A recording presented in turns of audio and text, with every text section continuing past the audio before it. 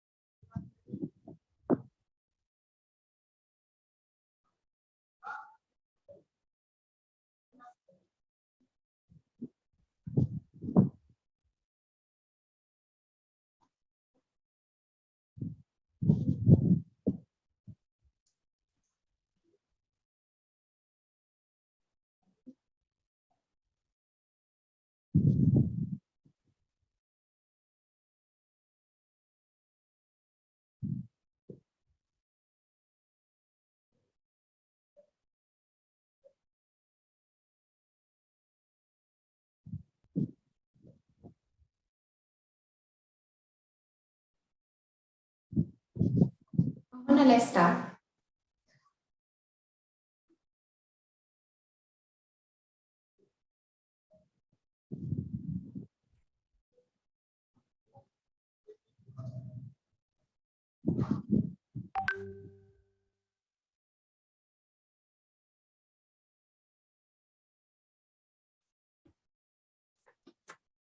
Okay. A very good morning to all of you. A very good morning, afternoon, and evening to all of you, depending upon where you're joining from.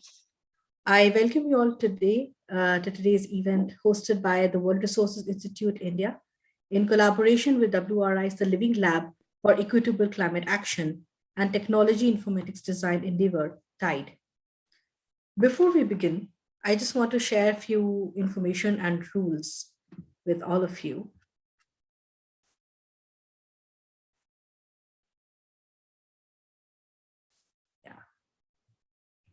Sorry. Please keep yourself on mute when not speaking.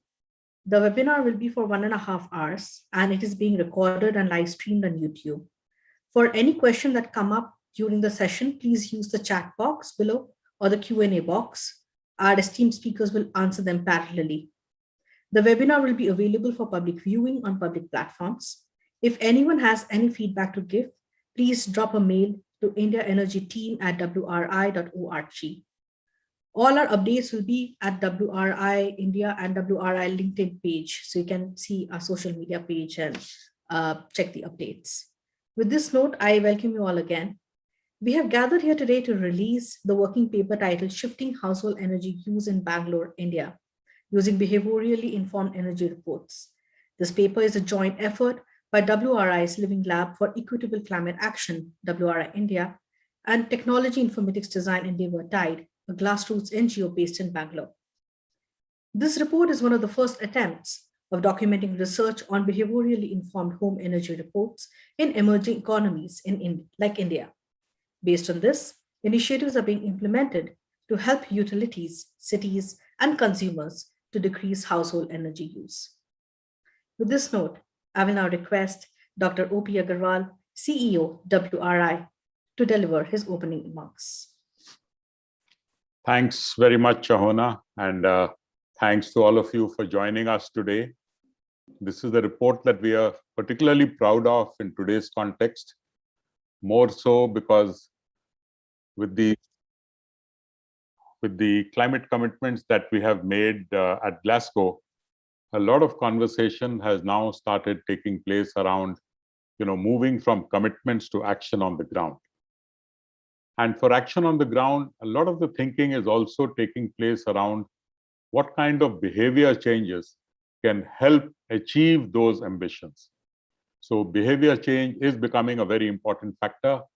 And particularly, I see this as quite a landmark report in terms of how can we bring about behavior change through household energy reports. This has been done on a small scale, but it provides lessons for scaling up at a much bigger way. So we are very happy with this report, very proud of this report.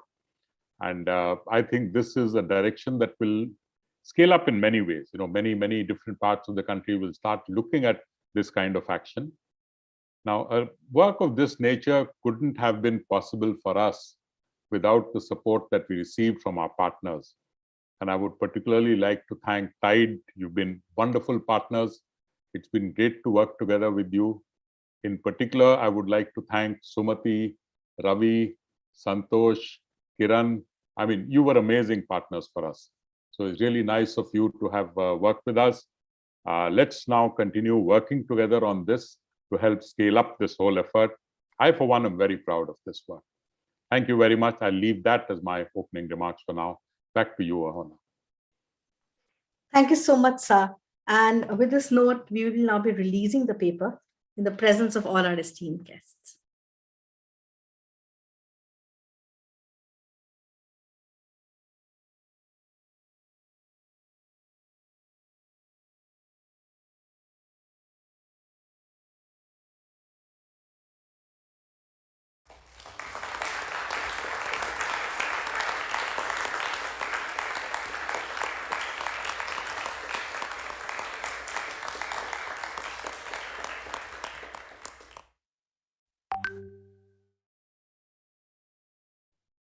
Thank you so much. We will now be beginning with our next session, but before that, we have our first poll of the day. It will show up on your screen and you have 30 seconds to answer. So, so this is the first poll, and here it is.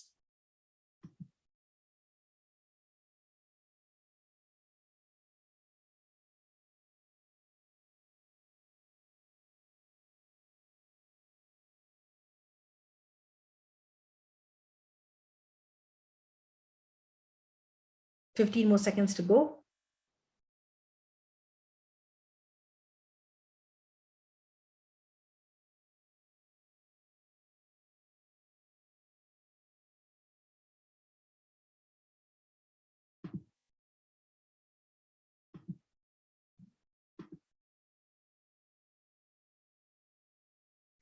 So here are the results. The question is, how familiar are you with applied behavioral science? And it's interesting to know that 67% of all our attendees and participants have actually clicked on somewhat. So it is not that everybody really knows about it in detail, and people are quite keen to know about it. So I think this takes us to the next part of the event. And I request now the authors of the paper, Mindy Hernandez, who is the lead of the Living Lab WRI, and Sumita Malviya, Senior Manager, WRI India, to share the key insights from the report. Over to you both. Great, thanks, Ahona.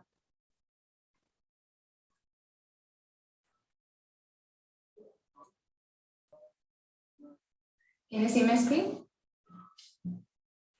Great. Yes. All right. So as OP mentioned, that we are extremely proud of this effort that we have put together in understanding the impact of one of our initiatives that we have been implementing in partnership with Tide. The paper is called Shifting Household Energy Use in Bangalore using Behaviourally Informed Home Energy Reports. And I will take you quickly through some of the aspects of the paper, the findings, the key findings. Mindy and I will be walking you through it. Just in terms of, briefly the agenda, we'll be talking about the challenges, about Vidyut Rakshaka, some of the science behind Behavioral Insights and studying the interventions in VR, the research methodology behind the paper, and also discuss the results and further policy implications and scale. When we look at the challenge of rising electricity consumption, I think this is, for most of you attending, this is not a very big surprise. India is predicted to experience one of the fastest growth rates in electricity consumption, even though our per capita consumption continues to be quite low, at least 30% lower than the global average. But at the same time, we have a different India in which we have rapid urbanization, improvement in living standards, which are leading to significant increase in residential electricity use, particularly in the middle and upper income households. And that is where the intervention like a home energy report becomes quite important, because home energy reports are essentially based on energy efficiency and energy conservation nudges And they are, as we know, more cost effective than actually generating energy. But the reality is that within India, we have very limited research on HERs in emerging economies.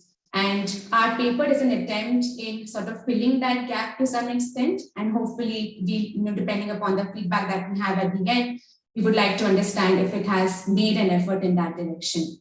I also wanted to quickly talk about the initiative with Vidyut Rakshaka, which I just mentioned in the beginning.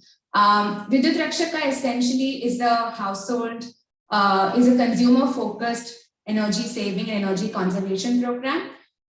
This is the vision, theory of change, and the strategies that we've been using. So the vision is, of course, conserving energy through awareness and long-term behavior change. And our theory of change is that when we have to realize deeper and cost-effective energy efficiency savings, we need to combine technological interventions with behavior change programs. And we can do this through providing nudges and customized recommendations, creating awareness on efficient appliances and renewable energy. And through the whole process of the data that we have generated through VR, we are also looking at how the data can be used to inform residential energy consumption policy and its integration with demand-side management interventions. Briefly walking you through the approach that VR has. This is a very simplistic way of defining what we have been doing under VR. Tide is our on-ground implementation partner. And while it looks just like a 4-stage process, it's essentially very data-driven, extremely analytical as well. So the first step is when VR participants sign up after an awareness drive is conducted by Tide. There is data which is collected from the households through specific surveys and a very detailed questionnaire that we have. This data is then analyzed at the back end to generate what we call customized home energy reports or customized HERs. Following the rollout of this report, there are within the next 3 to 6 months, the households also get follow-up reports. So the customized energy reports carry the wealth of information needed to make that shift towards energy savings. And we would be delving a bit deeper into what these reports actually contain. And if we look at behavioral insights, I'd just like to quickly request my colleague Mindy to describe to us what we mean by behavioral insights and how we have used them in the paper. Mindy? Thanks, Sumita. So before we go through, what these reports look like and their impact, I just want to talk a little bit about the behavioral insights on which these reports are based. The first is the idea of reference points. So when we think about our behavior, we don't analyze it by some objective measure of truth. We really use reference points to understand how our behavior is meeting a standard or not. And so the way that reference points are used in these household energy reports is by providing accessible energy use reference points. And we'll talk a little bit more about what those actually look like in practice. The next is social norms. So from the time we are young, we observe others' behavior and we moderate our behavior depending on how our peers behave. The problem with social norms is that sometimes the way other people behave is not observable, right? So if I want to know how much energy use I'm using, I don't know how much energy use my neighbor is using. And so what these home energy reports do, and the way that they're applied, is by making the unobservable observable to folks and giving them a social norm to use as a reference point. And the final idea is action tips. So we're more likely to change behavior when we think and we believe we have the tools to change, right? So I may want to change my energy usage. I may want to adopt a vegan lifestyle, but if I don't know how to do those things, I'm less likely to do it. And so by giving very simple, accessible, actionable tips, I'm more likely to follow through on that behavior. So the way that's applied to home energy reports is by providing really relevant and actionable tips. So we can go to the next slide. And you can see what these look like in practice. But first, sorry. But first, just to go through kind of the big research questions that we asked, we wanted to know what the effect was in kilowatt hours of VR reports on energy savings. So we did a pre-post analysis. What was average household energy, what did it look like before, 36 months before receiving reports? And then what did it look like 12 months after receiving reports? And for this, we relied on BESCOM administrative data with a sample of over 2,000 folks. We also wanted to understand not just what the impact was, but what are the mechanisms underlying that impact? What led to that impact?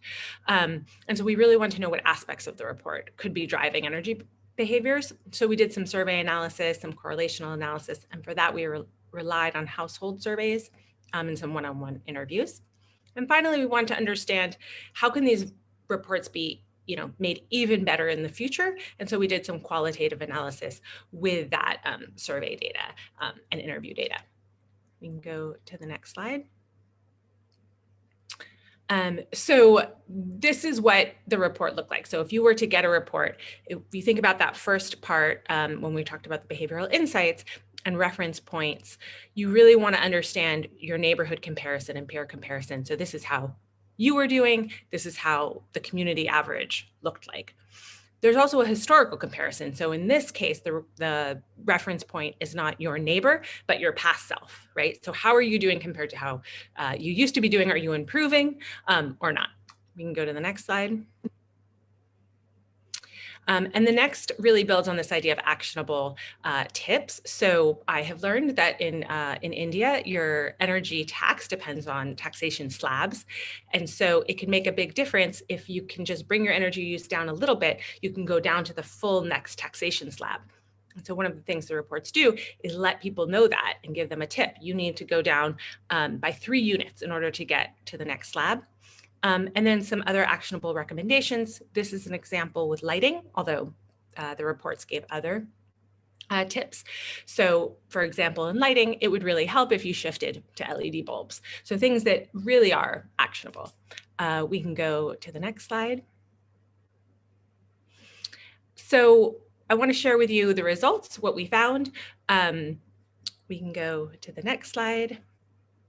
And before, I talk about what the results look like for our sample pre-post, I just want to draw your attention to the slide on the left, which is where we look at the VR sample energy usage from 2015 all the way to 2019 for our VR sample, as well as for the state of Karnataka, as well as for India in general. And what you can see is that for the state of Karnataka and for India in general over this time period, 2005 to 2019, you see energy usage going up slightly over time.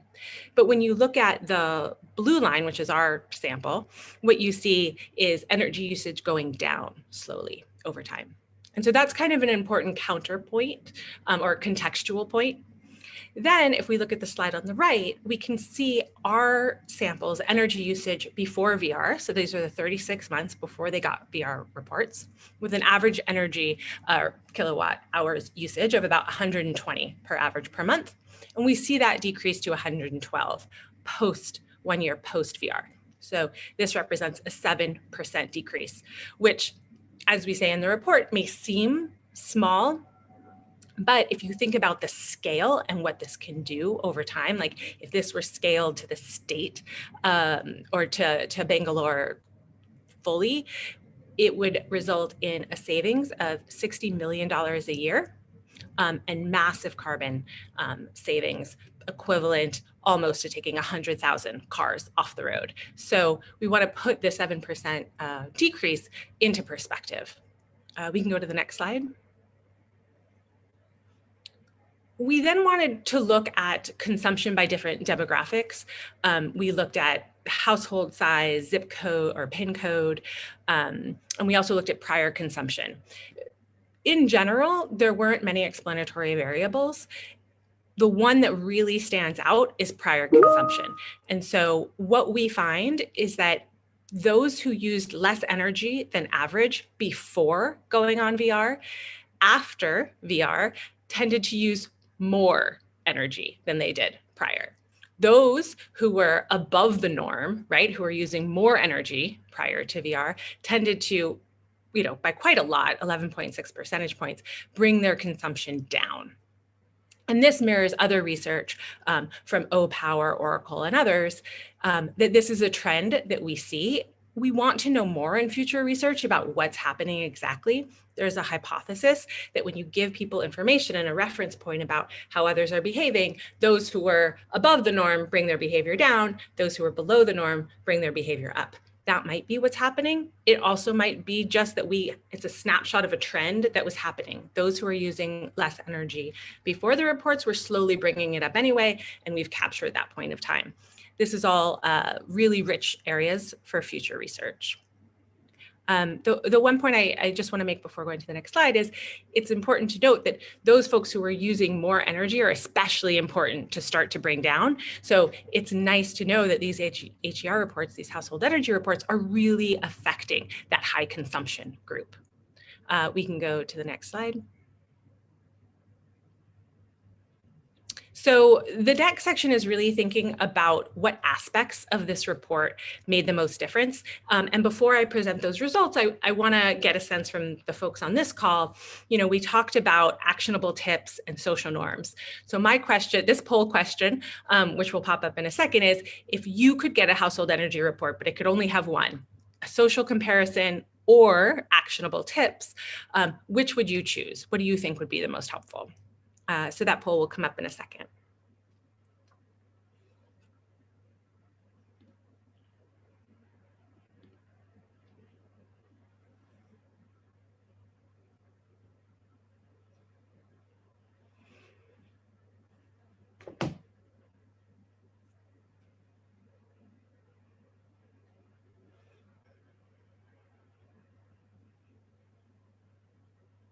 I think we have about 10 more seconds to vote.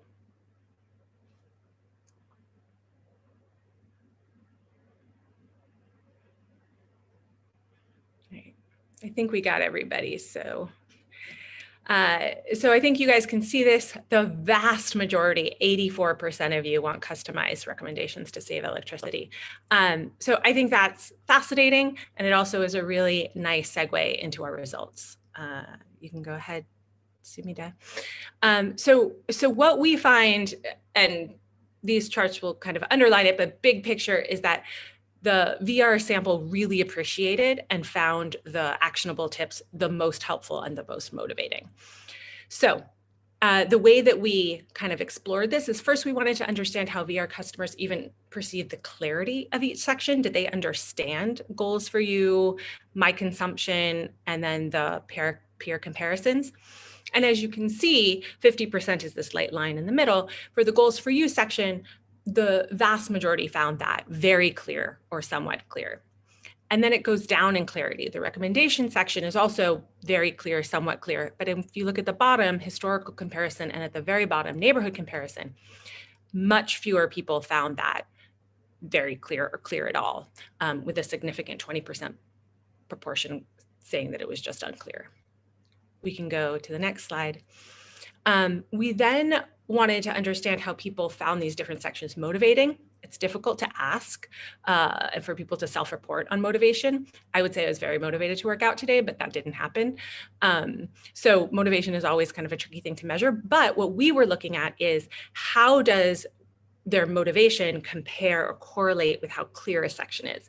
And what we found is the clearer the section was, the more motivating people also found it. And so we can see that the recommendation section kind of reaches, and the goals section really reaches that point of being very motivating, and also a majority of folks finding that section clear. We can go to the next slide.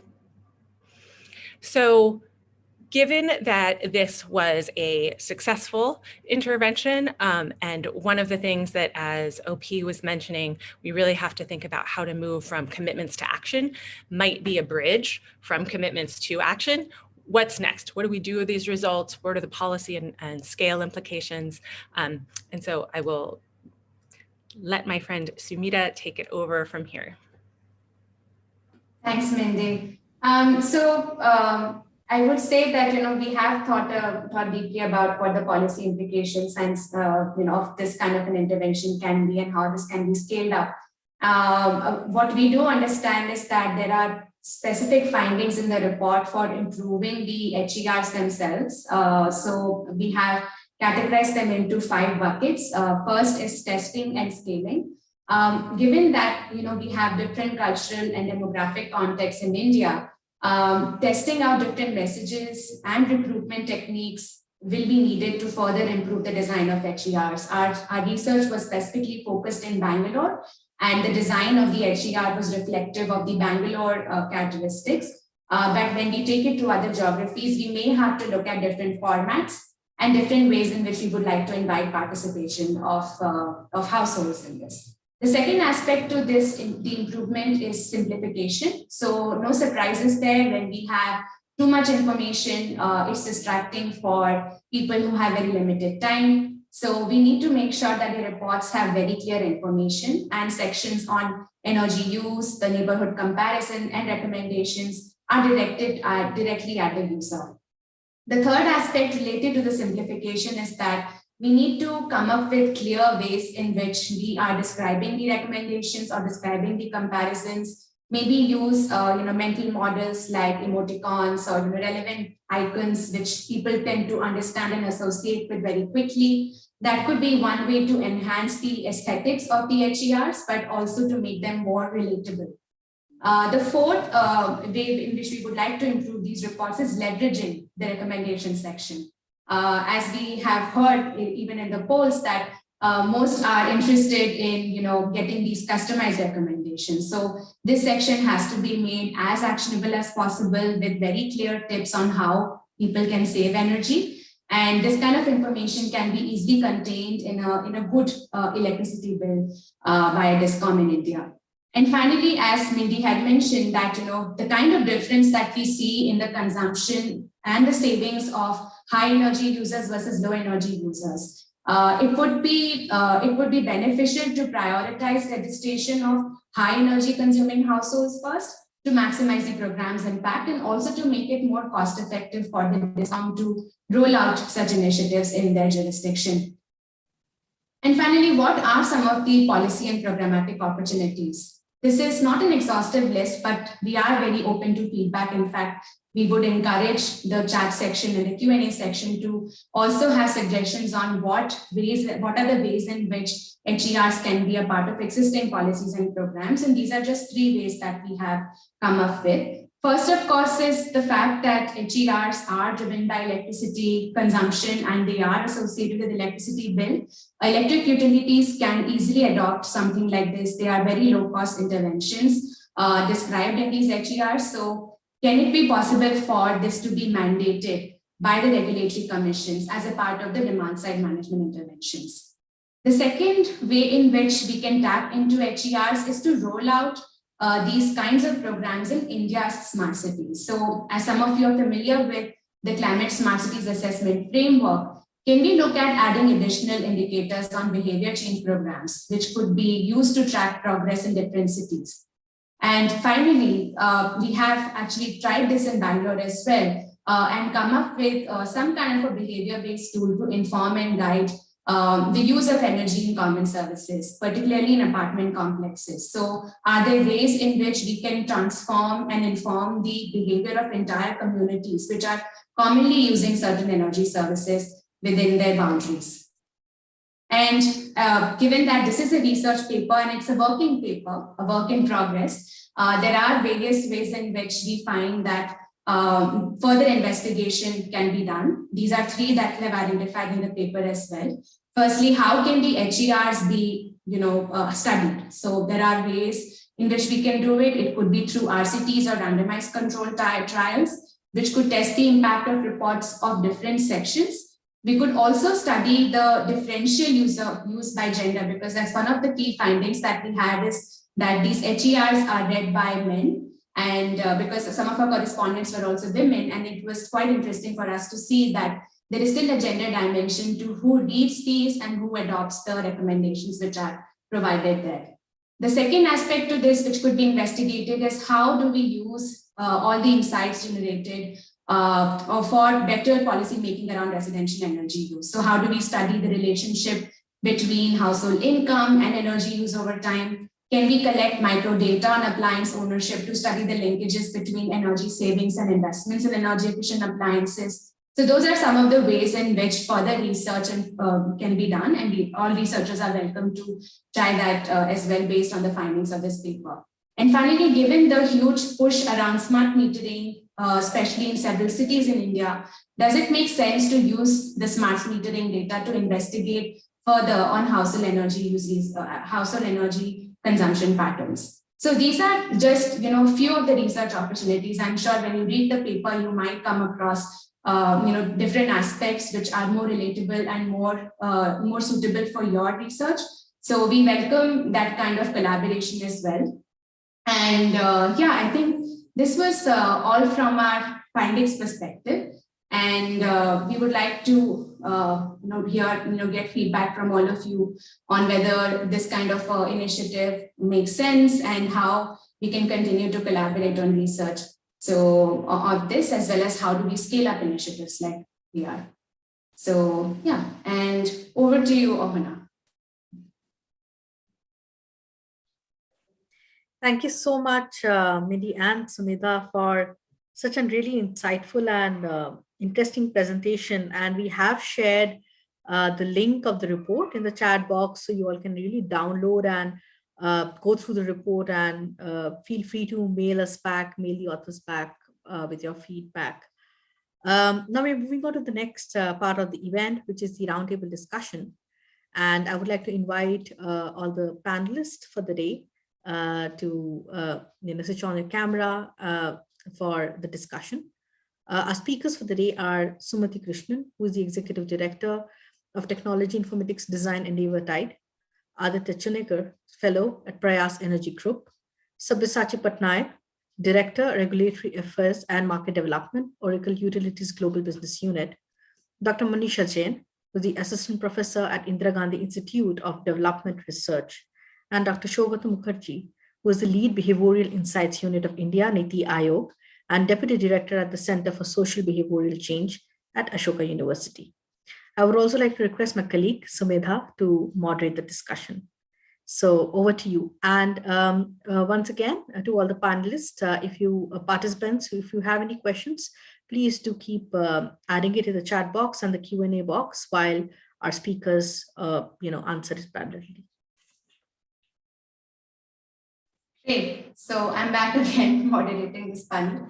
I know pretty much everyone who's here, and so it's great to start this interesting discussion around our paper. I would actually like to give the floor to Sumati first. Given the work that TIDE has been doing for several years on VR. Sumati, your reflections on the findings of the paper. What are some of your expectations? That were met by this paper? Were any of the findings surprising to you? I think that is something which we would definitely like to know. Thanks, Sumedha. That's lovely to be here. And it's a sort of a culmination of our efforts in some sense, and I hope it goes much further than this.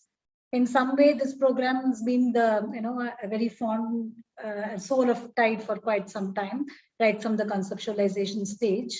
And just to give you a background, TIDE has always believed that any action should be based on evidence and data, and that is how this whole thing was conceptualized with some of our experience earlier in energy audits, where we found that other than actual interventions in terms of appliances, there is a significant housekeeping or a behavioral change. And that then was extrapolated to the household, and that is how we had conceptualized this program. The famous adage, which is very true, is what is not measured is not managed. I think we all believe in that if you really don't know what you're really consuming, there is no way you will take any steps to manage.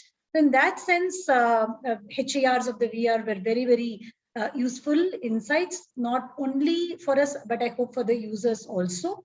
And coming to this study, I have to say that we do seem to have found quite a few needles in the haystack. Though difficult, I think we have managed to extract quite a few needles. It's very interesting. Some of them anecdotally, we just had a feed, but then this gave us the evidence.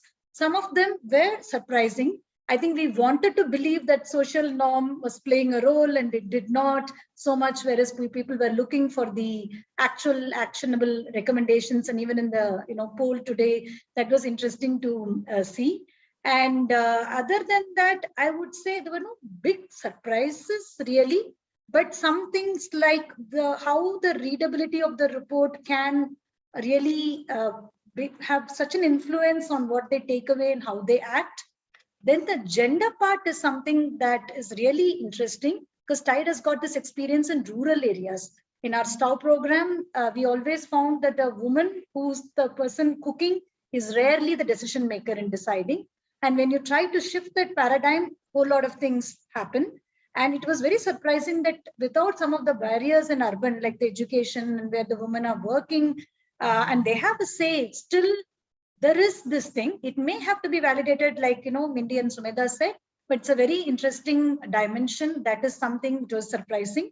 And other than that, I would say some of the demographic things geographically, like for example, for people who will get to read the paper, how Malleshwaram has got more saving in Bangalore than a Sarjapur. And if you know anybody in Bangalore, if you have a relative, a friend living in Bangalore who's in IT industry, they will invariably be in Sarjapur.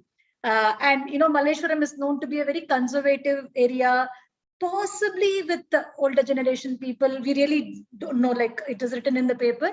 So those are some interesting dimensions, surprising thing which came out, which data has backed it, possibly supporting the hypothesis that the lifestyle itself is altering some of these things.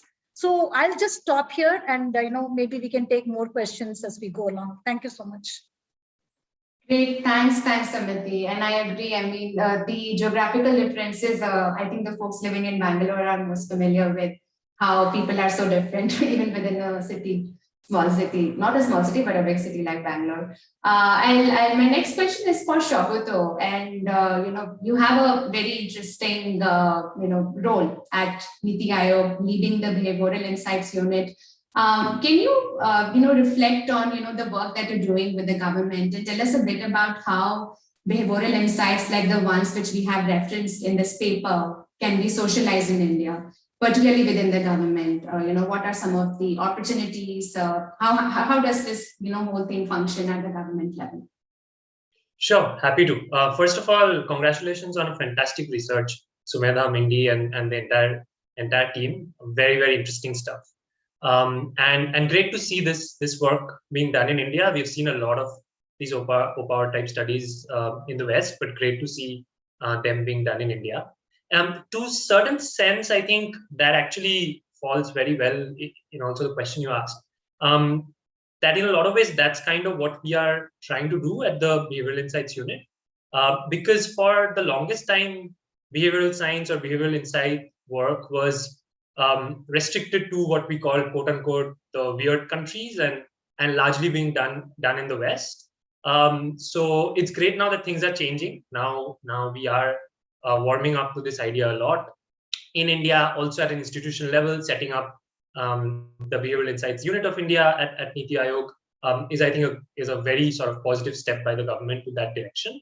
And we are also trying to sort of see that and move that forward. So there is definitely a lot of scope and a lot of work in the kind of behavioral insights that you have used, like social norms, reference points, actionable tips, and all. We do see some of that work actually happening. Of course, a lot of that work is happening in India. Researchers like you and others are doing it, but even within the government ecosystem, that work is happening. We don't get to hear about that a lot because, I mean, we don't generally get a chance to present that work or have wonderful platforms like this one to do that until at a very later stage when maybe a paper gets published or something like that. But there is a substantial amount of work that's happening within different parts of the government. I can tell you a little bit of some of these works that we have been involved with as the Behavioral Insights unit of India. So I'll keep it short. I'll specifically tell you about maybe a couple of areas. So one which could be related to what also was discussed today. One is that we are we are the behavioral advisors to the National Jal Jeevan Mission, which is this big national mission of getting safe drinking water taps into every household of India who do not have access to them. Now, as one part of it, of course, is infrastructural, and there's obviously huge supply side to it, but it is as much behavioral in nature as it is infrastructural. And there is a formal recognition of that. So what we are trying to do is work mostly in rural areas, partnering with the government as well as with implementation partners on the ground like Tata Trust, to focus on specific areas of behavior change. And two specific areas where we are focusing on: one is community participation. So how do you get communities to sort of increase uptake of this, but also how do you get them to maintain this system once the government can build it, but if it's not maintained, then it's of no use, right? So how do you maintain this system, and how can we make this sustainable, right, at a community level? And the second thing we are focusing on is very much similar to, in some sense, what you're doing, is looking at water conservation. So what we also don't want is because of this easy access, people should not be wasting water, right? Of course, water as a natural resource is also scarce in India. So we are trying to figure out, in some sense, how do we nudge people to sort of create like a water consumption level, which is an optimal level. And similar to what you have done, can we use social norms? Can we give them actionable tips?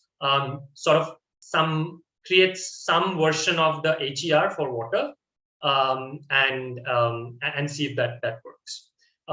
So we are planning to conduct RCTs to test them in small scale, and then based on the findings to scale them up. So that's like one concrete work that's happening at a big government level. The other big focus of the government right now is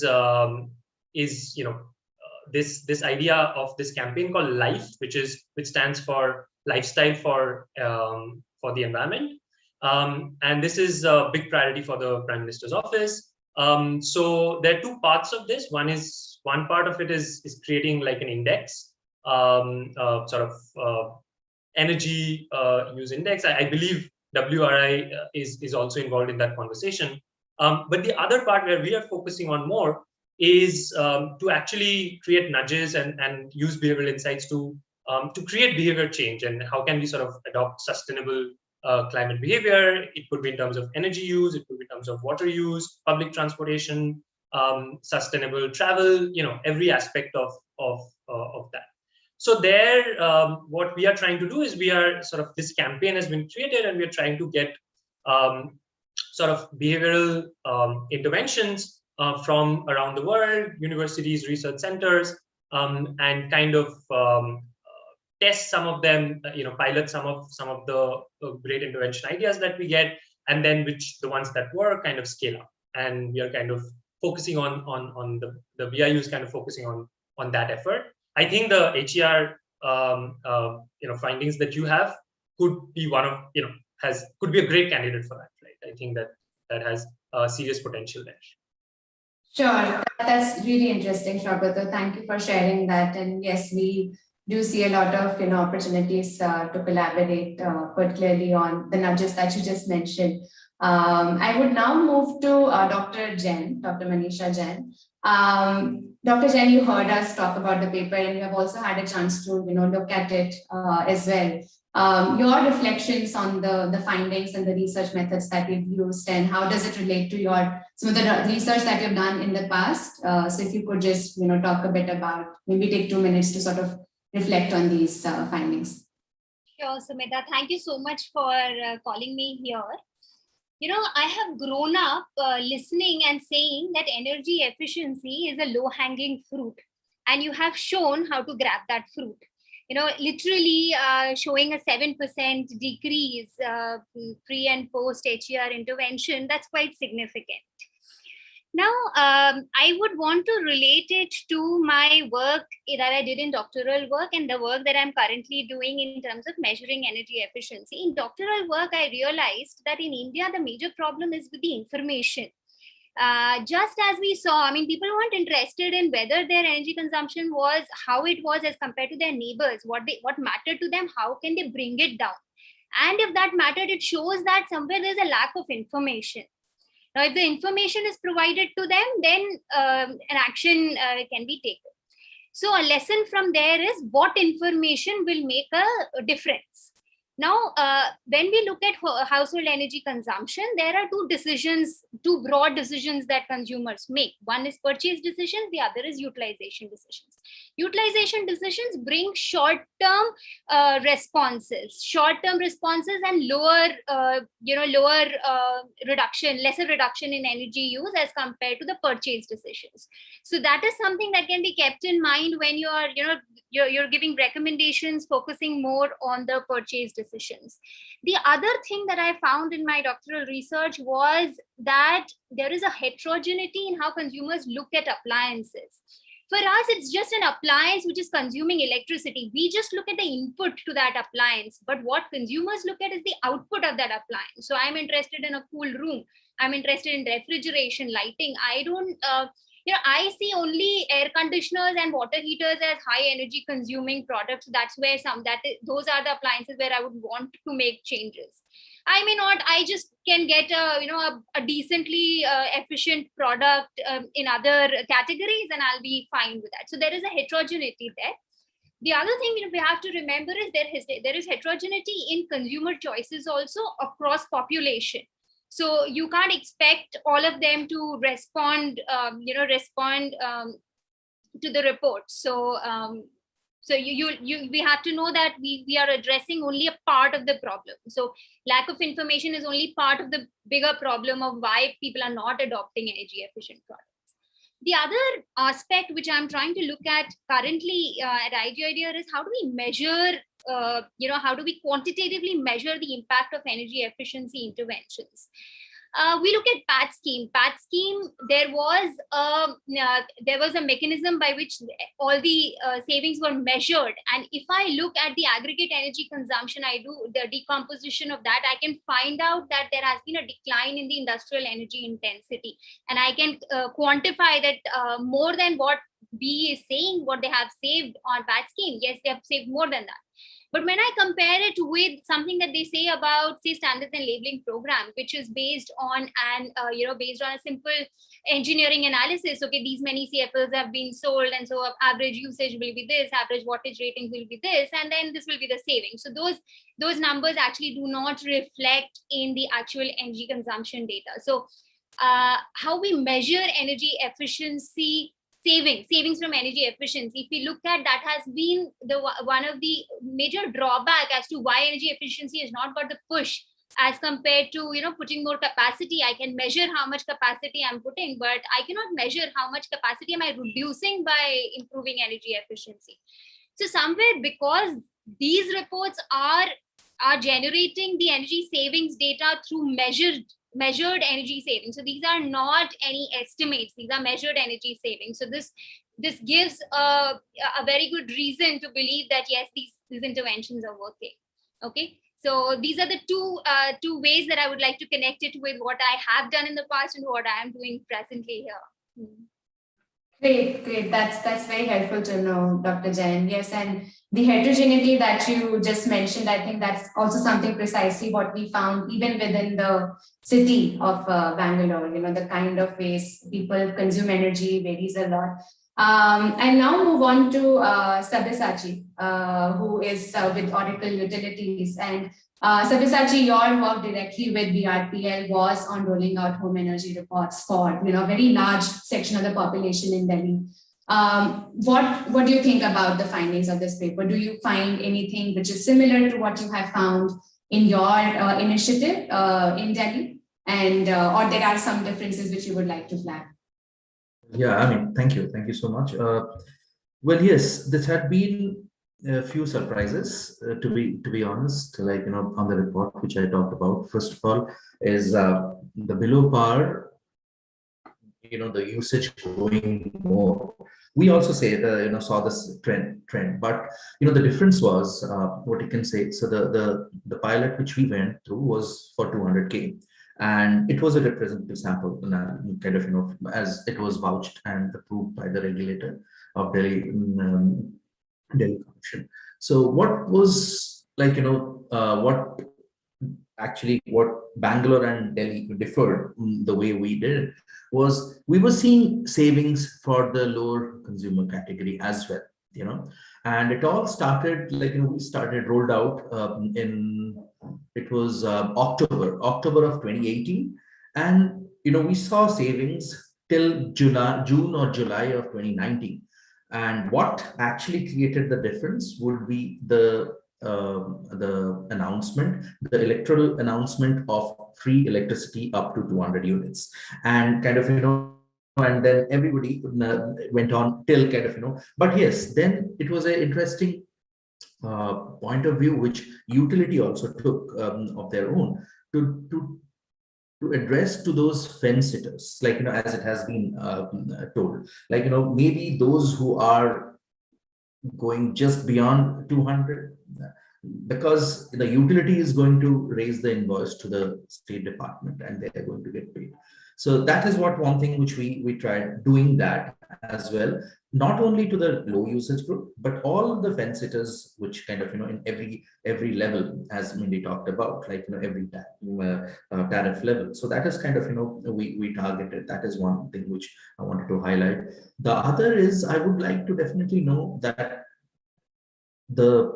and kind of, when we went for our home energy report, so far home energy report, it was a very like, then there was a audit, or an you can say home energy analysis, which we say that was a pro bono, and there was a pretty good amount of participation in those within the 200k 2 lakh consumers. And what we found is like, and definitely like, coming from OPAR, we were providing those customized tips, and to those who have gone ahead and submitted their home energy analysis, which talks about their appliances, because we don't want to force them to do that. The second was kind of, and the thing is that we had both, like, yes, this what I was wanted to know more about. Maybe I'll take it up later on, but yes, on the behavioral, peer-to-peer comparison versus call to action. What I feel, I mean, this is definitely like OPAR's perspective, maybe vary from region to region. What I felt is the peer comparison is the, you can say, the problem statement, like, that will trigger the call for action, which talks about, like, how the customizable or go to action, and kind of, these would be few trigger points. And our report had both, like, I mean, how the person was different, and kind of, and how they were performing. And there had been, by the utility also, there had been some sort of recognition, the one who had been doing extremely well. I mean, that analysis we gave to the utility and few forums, and that kind of, really captured the and garnered the motion. So this is what a few things which my observations, and yes. So the other, which last thing, Smita, is about the percentage of savings. Here we are talking about 7% or 6% of the high and medium user group.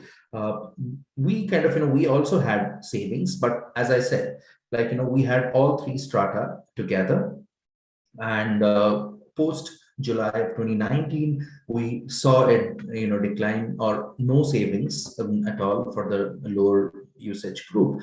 But, I mean, like, in past, what we have been claiming, and that is what the results had been also, and maybe we'll be publishing it if the utility is agreed to, is that the whatever we claim, within our within OPAR, the savings had been in that range, maybe, for developed economy up to 3%. But yes, we go up to 6% or maybe 10% for the smart meter analysis, for maybe have peak time rebate reduction program, or certain kind of program which has the smart meter analytics. So we get those number. But if we are if we roll out a mass scale, which definitely the difference here in this program and ours is the opt-in and opt-out. So I believe that is one kind of reason of the savings which we are talking about. Yeah, that's my take. Great, and yeah, as we have been discussing, the cultural context vary a lot. So for you, finding the peer-to-peer comparisons was the problem statement, and here we find that the neighborhood comparisons are not something that people are really looking at. So within India also, the Delhi context, the Bangalore context, looks to be quite different. I will now ask Aditya. Aditya, you have also read the paper and also thankfully reviewed the paper. And there are certain things in the VR, in these findings that we have found that there is a correlation between the energy savings and the recommendation section. As a part of your work, you have been doing surveys to understand appliance purchasing behaviors. Any insights from that you would like to reflect on and connect with the findings that you have observed in the paper? Thanks, Sumedha, and always good to be the last person talking. Of course, not if the first person takes all the time, which thankfully did not happen today. But congratulations on the report. And I agree, more such research needs to be done to both understand the human behavior behind energy use and how it can inform policy as well as program interventions. And I'll talk on 2 points, and they kind of relate to what Manisha and Sabyasachi talked about, and a little bit going to slightly deeper and related to the findings of the report. And if I get time, maybe a third minor point. So the first point is, like what you said, the single most important aspect of the savings was when people use the recommendations to change their appliances or to drive the appliance purchase of energy efficient appliances. And that is, in a way, it does make sense, because as Manisha mentioned, there are 2 ways in which people respond to any kind of recommendation. One is changing their behavior related to energy use, and second is changing their appliance. And in the first case, there might be the magnitude might also be smaller, and there might also some kind of fatigue that might set in after some time.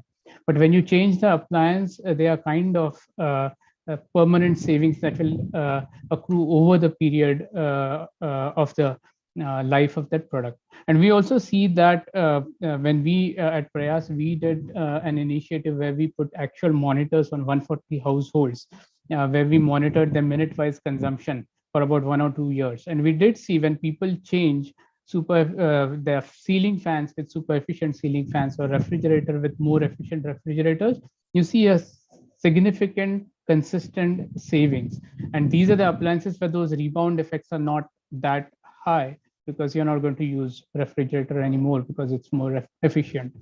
So that's point number 1, which I found very interesting in the findings of this report. The second is what Sabyasachi alluded to, this whole the fact that the peer comparison may not be as important in Bangalore as compared to Delhi. And this is exactly where I agree with your recommendations, that more research which is focused on local context, gender. In fact, you observed variations within Bangalore, I mean, in different geographies. So that is a very important thing. And we did a study on AC behavior, how people purchase and use ACs in 5 different cities in India. And I don't want to propagate or confirm any stereotypes, but what we did find was, when we asked the question whether the fact that your friends or your relatives own an AC, whether it impacts your own behavior. And what we found was of your behavior of buying an AC. And what we found was that 78% in Ghaziabad and 52% in Patna did say that this is a very important factor, whereas, and 40% in Nagpur. And then in Vadodara and Kochi, it was as small as 10 to 14%. So those kind of differences do exist. And that's exactly the reason why we need to do this kind of research more. And just one point related to the previous pointers, when we use these kind of reports, to give recommendations for people to purchase appliances, we also need a further level of disaggregation of that data. As in, you need to tell that, well, your refrigerator is not efficient, and you can get significant amount of savings by replacing an inefficient refrigerator. And there are some kind of smart algorithms, the disaggregation algorithms that can use smart meter data to disaggregate the mainline consumption into consumption of different appliances. So that can be a next level of these kind of reports where you give those kind of very specific recommendations to people wherein they can replace their appliances. And just a minor point here, that one should also take into account the existing life of those, the remaining life of those appliances, so that it should not happen that you have purchased a brand new refrigerator and in a year or two just replace it with an energy efficient appliance. So with that, just one minor point which I said is, in your report you do mention that the higher consumption is about 180 kilowatt hour per month, 180 units per month.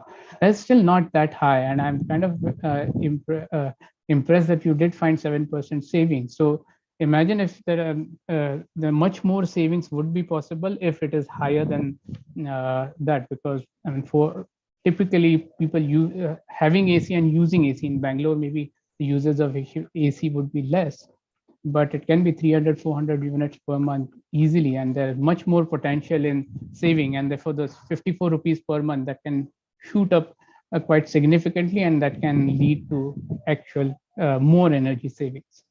So with that, I'll stop, and maybe in the second round we can discuss more. Hey, thanks for that, Aditya. And yes, I do agree that this kind of disaggregation, sort of taking those insights and taking that data to the next level is exactly what we actually tried in VR also, because our reports are customized and they are based on the current appliances that the user had reported to be using and the operation number of hours and who's actually been using them. But there's only so much you can do, within the resources that we have, and your suggestion on potentially in the future leveraging smart meter data for sort of disaggregating based on certain algorithms. I think that's the way to go to make it more resource efficient as well to track consumption. I know that we do have a few questions in the Q&A, and we also have another poll, which is like the final poll that we are running during this webinar. Ohna, can we have the last poll?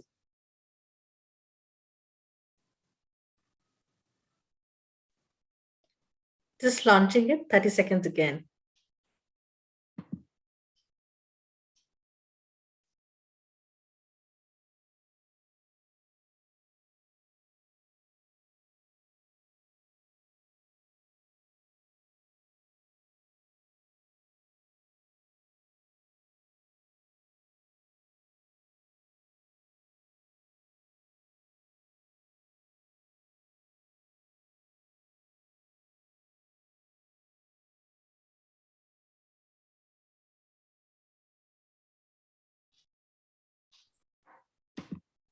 Okay.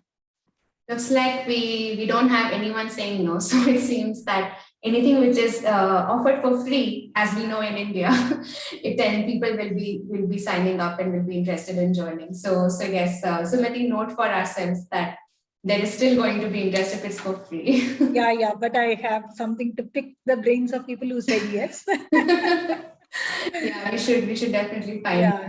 But because the intent, one of the big learning is the intent does not always convert to action. That's right. That's what we had seen when we do awareness and mobilization. People are like, yes.